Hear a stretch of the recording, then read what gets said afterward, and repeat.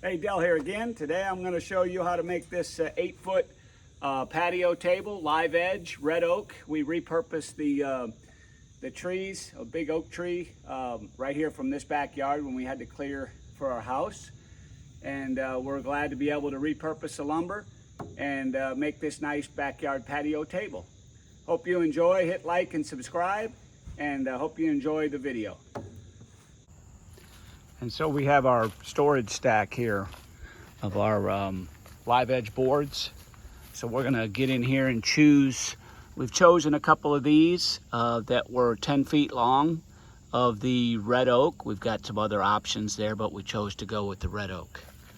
So we'll pull a couple of these out.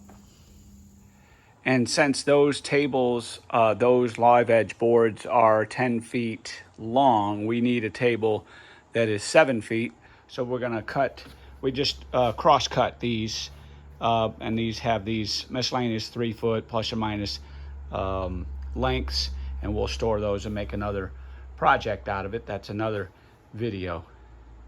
So now we've got those pieces, and then we ripped a couple with the table saw, and that's what we have here. We've got the rough sawn, and what we're gonna do now is take them out and run them through our planer.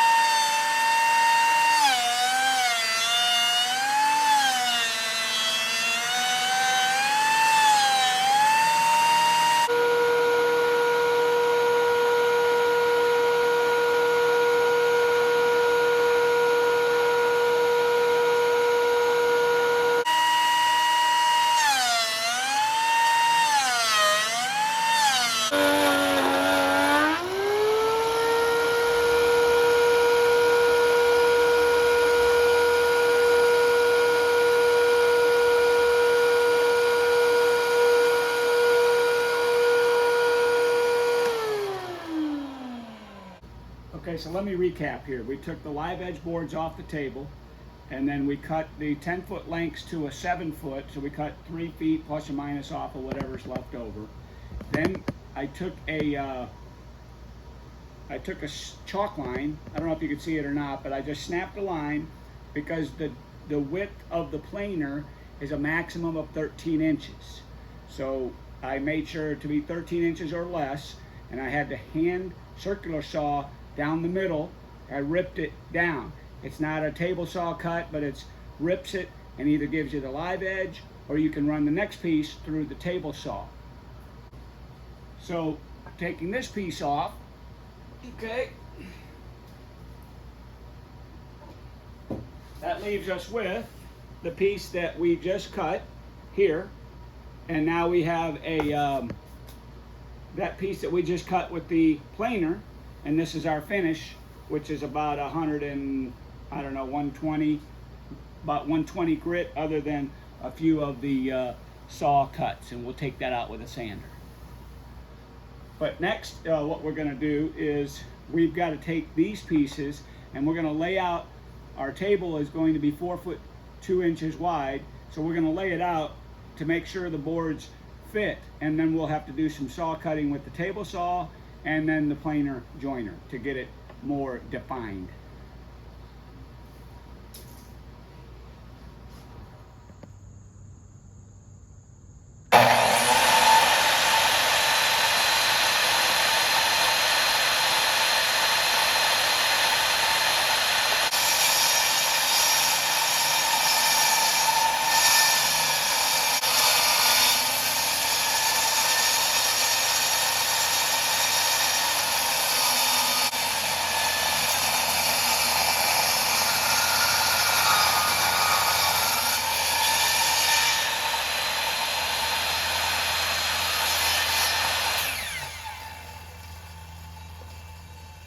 Okay, so we've taken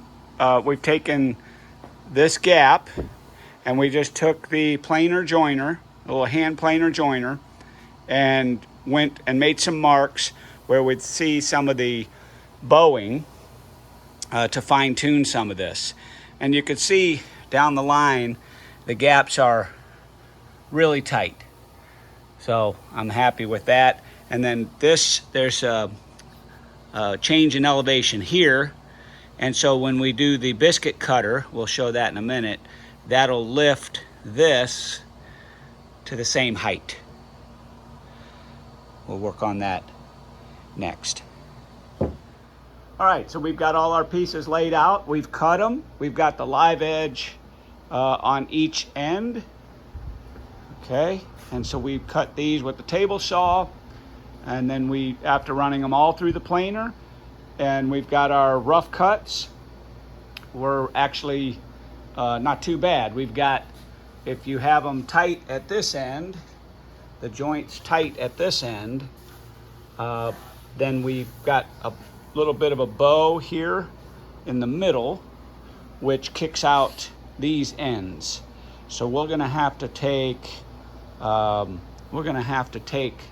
of the center out with a, we'll try to take those out with the table saw.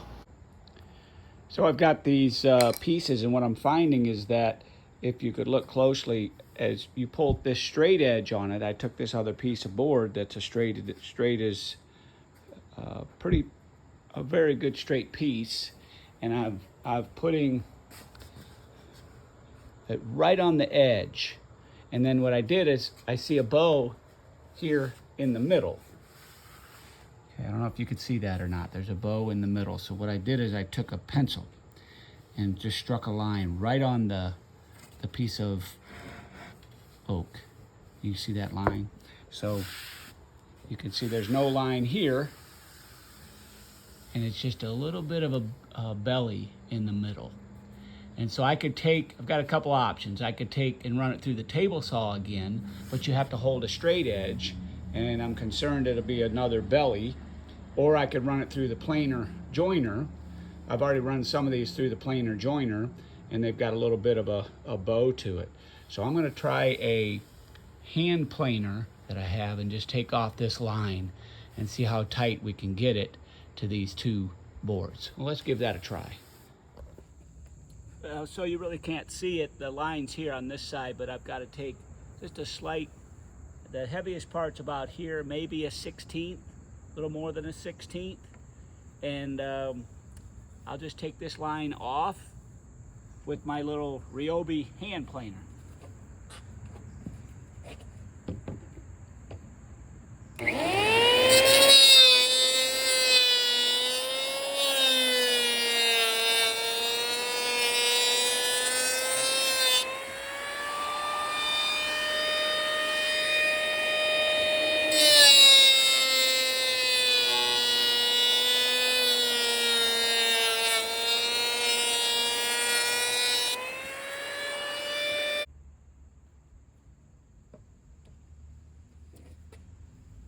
All right, let's try that. Okay, so this is the piece we just took the hand planer to, and you can see we took the line off, and then we've got this one, we've taken this line off, and we've got this one that's still got a little bit of a line there, maybe almost 1/8. So this piece, if we butt it up to it, we removed quite a bit of the gap. So that seems to be working well. Let's go ahead and take, I'm gonna go ahead and take this piece off. I'm gonna mark the other boards and do the same thing on all of them.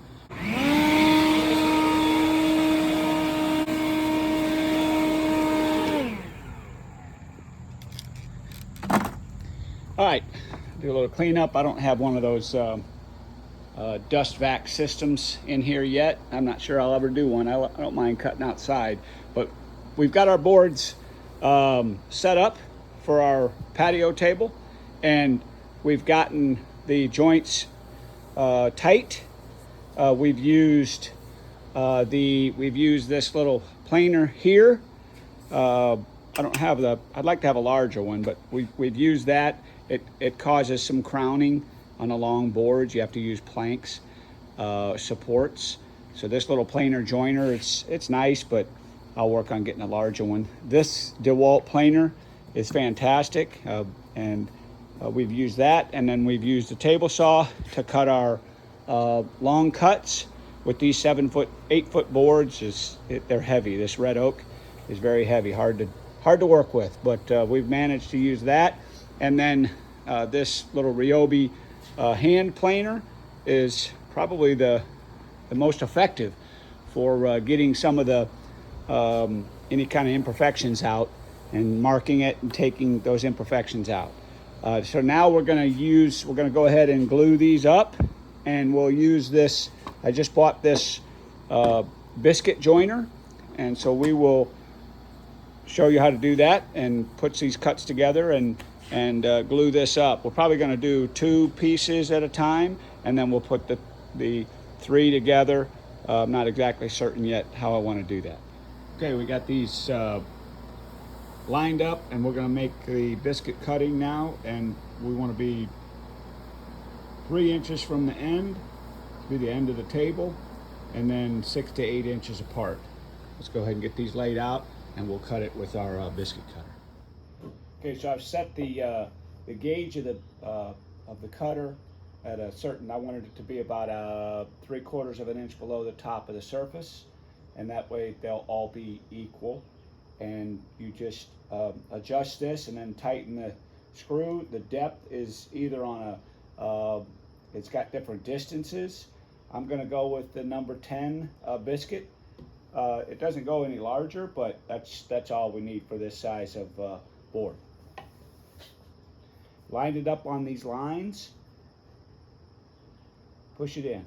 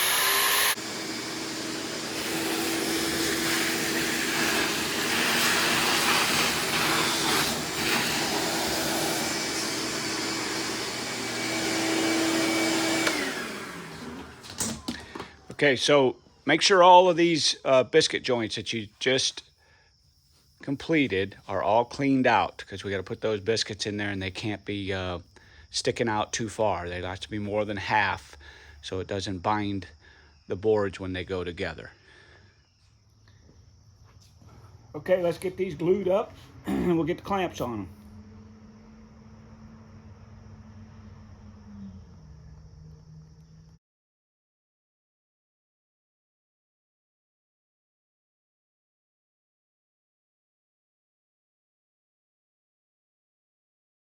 As you're going around, you got to get the glue down in this, a little bit of glue down in this groove, and then put the biscuit back.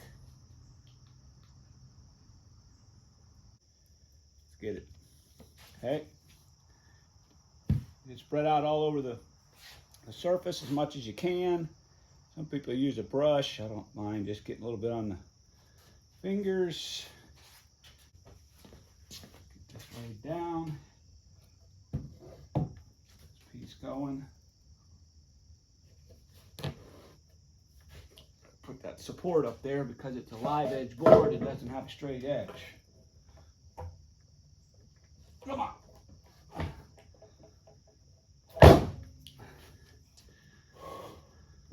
I had a mark here on the end where it fit the best.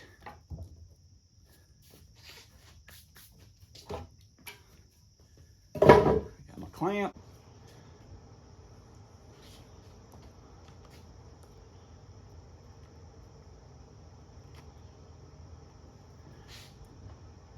Get them all in first.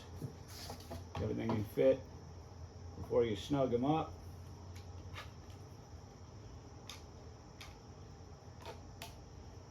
Come on, come on. Bingo.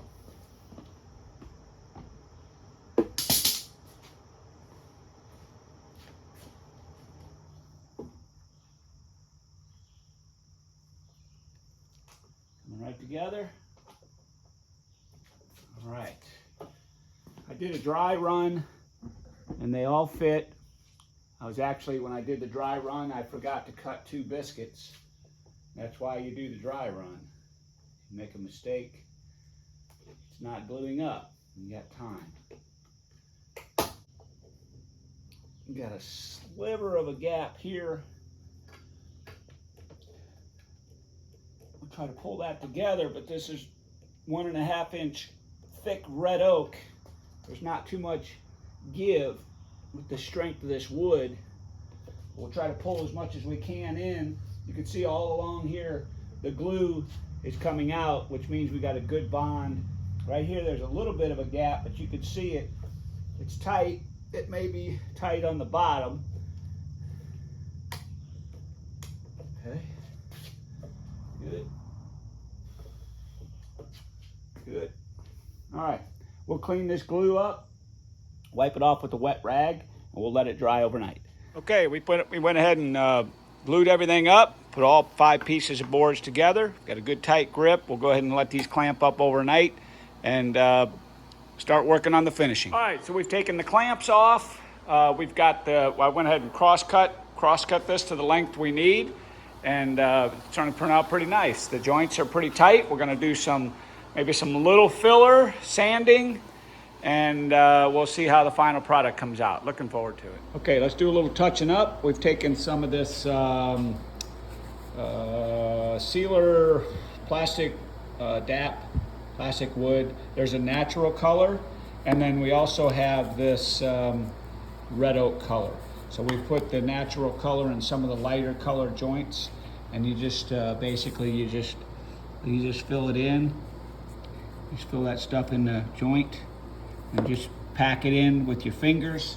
Or I use this little shim piece of wood and just make sure you fill in all the joints, and then we'll get to sanding it. The red oak we used down on one of the knots. We'll fill in the darker color here, and then when we sand that, it'll all just blend in. We've got a little rain today. We're gonna have just inside the door here and blow the dust out as we go. I'm gonna take this little Ryobi sander, 3.5 inch wide, and I've already hit it with a 120 grit around the edges, and I've done the bottom side, and I flipped it over. This about a 200-pound table with all this 1.5 inch oak. So we put the putty in the joints, and now we're gonna hit the, we've got a 240 grit, and then we'll hit it with a 400 grit and just bring it all smooth.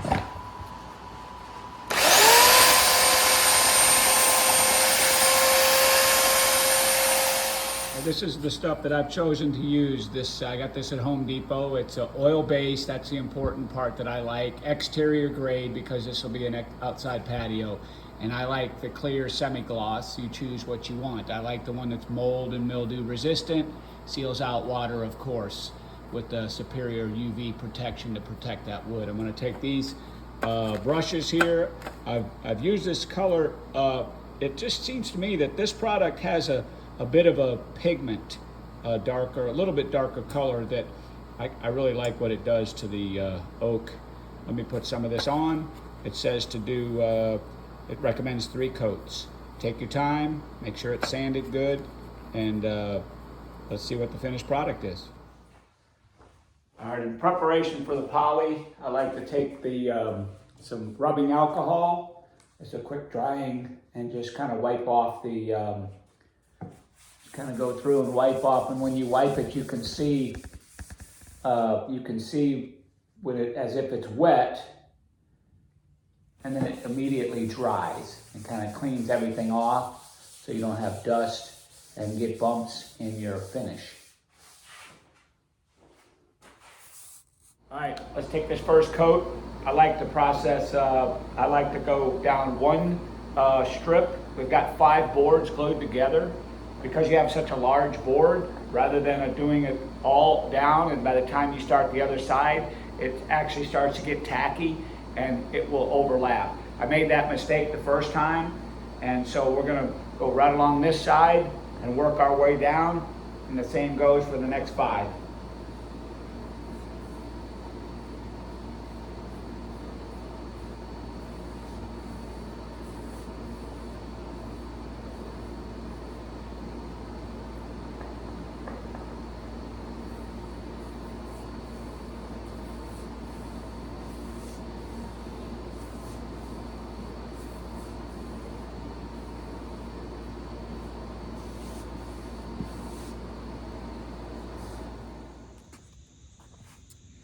And there you have it. Hope you enjoyed this video and can enjoy a table like this for many years. If there's any questions you might have, send me a note and I'll be sure to get back to you. Hit like and subscribe, and hope you have a fantastic day.